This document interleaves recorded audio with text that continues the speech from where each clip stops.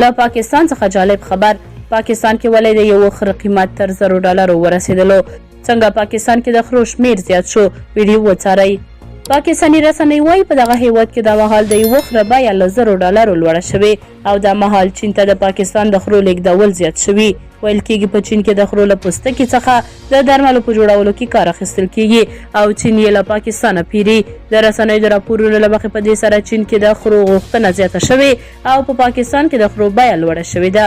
د پاکستاني رسنیو د راپور له مخې د دغه هیواد په سترخار کراچۍ کې د یوه خره بیه 3 لکو کلدارو ته پورته شوې چې هلته یې د خرو د ګاډیو چلوونکي اندېښمن کړي دي.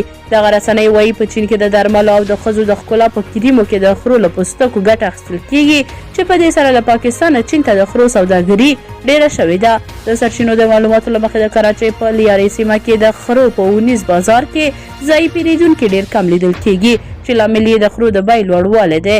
د پلورونکو په خبره په چین کې د خرو غوښتنه د مهال په بېساري ډول زیاته شوې نو ځکه یې بیې لوړې شوې دي. یو شمېر پاکستاني رسنیو ویلي دي چې د 2023 کال د سروې له مخې په پاکستان کې د یو کال په لړ کې د خرو شمېر زیات شوی دی. د هغه اقتصادي سروې له مخې چې په دغه هیواد کې ترسره شوی په یو کال کې د خرو په شمېر کې 1 لک زیاتوالی راغلی دی. تر دې مخکې رویټرز په یو څېړنیز راپور کې لیکلي و چې د خرو د پوستکي څخه اخیستل شوی کلاجن چې دودیز درمل ترې جوړیږي او په چین کې یې غوښتنه ډیره شوې ده. په افریقا کې هم د خرو د لوی وژنې لامل شوی دی.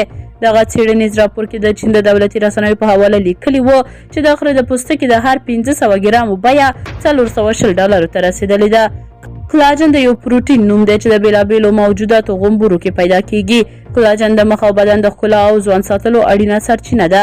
چین د خرو د پوستکي کلاجن څخه یو ډول دودیز درمل جوړوي چې د ایجایو په نوم یادېږي.